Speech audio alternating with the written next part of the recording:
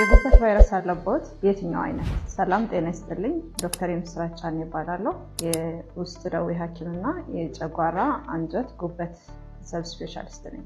የጉበት ቫይረስ በተለይም ደግሞ በዘላቂነት የሚቆዩትን ስናስብ ሄፓታይቲስ ቢ እና ሲ የሚባሉት ናቸው። ለረጅም ጊዜ ከአንድ ሰው ጋር ሊቆዩ የሚችሉት እነዚህ እንዳለበት በተለያየ አጋጣሚ ቼክ አድርገው አውቀው ቀጥሎ ምን ማድረግ እንዳለበት ስላልተረዱ ተጨንቀዋል። ማድረግ የሚገባውት ነገሮች እነዚህ ናቸው። የአብዛኛው የጉበት ቫይረስ ቢ እና ሲ የጉበት ቫይረስ ሲ ከሆነ ሄፓታይቲስ ሲ ከሆነ የራሱ የሆነ የሚያድን መድኃኒት ስላለው ወደ ጤና ተቋም በመሄድ እና ምርመራውን በማድረግ መድኃኒቱን ከ3 ወር እስከ 6 ወር በመውሰድ በዘላቂነት እንዲድን ማድረግ ይቻላል። ሄፓታይቲስ ቢ ከሆነ ግን መድኃኒት የሚጀመርባቸው የተወሰኑ ምልክቶች ሲኖሩ ወይም ደግሞ ጉበት ላይ ጠባሳ ሲያሳድር ነው እንጂ ከዚህ ውጭ ያለው ሰው ማድረግ የሚኖርበት ምንድነው?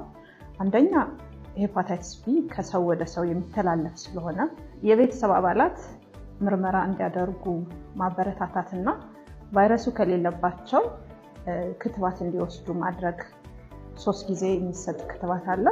ይህን ክትባት አንድ ሰው ከወሰደ በዘላቂነት በቫይረሱ እንዳይያዝ ማድረግ ይቻላል። ሌላው የሚተላለፍበት መንገድ በደምና በደም ንክኪ ስለሆነ ይህን ለቀሪ የቤተሰብ አባላት እንዳይጋለጡ ጥንቃቄ ማድረግ።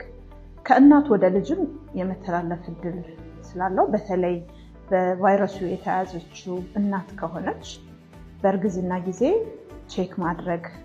የቫይረሱ መጠን በጣም ከፍተኛ ከሆነ የሚሰጥ መድኃኒት አለ። በእርግዝና ጊዜም ለእናትየው ከወለደች በኋላ ለሕፃኑ ወዲያውኑ በተወለደ በ24 ሰዓት ውስጥ የሚሰጥ ክትባት አለ።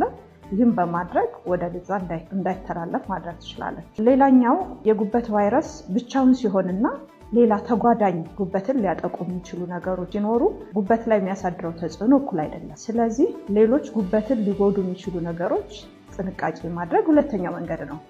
ለምሳሌ አንድ ሰው ሄፓታይቲስ ቢ ያለበት የሚጠጣው የአልኮል መጠን ከ2 እና ከዛ በላይ ቢራ በቀን የሚጠጣ ከሆነ አልኮሉ ለተጨማሪ ጉዳት ስለሚዳረገው ይህን ልምድ ማስወገድና አልኮል መተው መቀነስ ያስፈልጋል።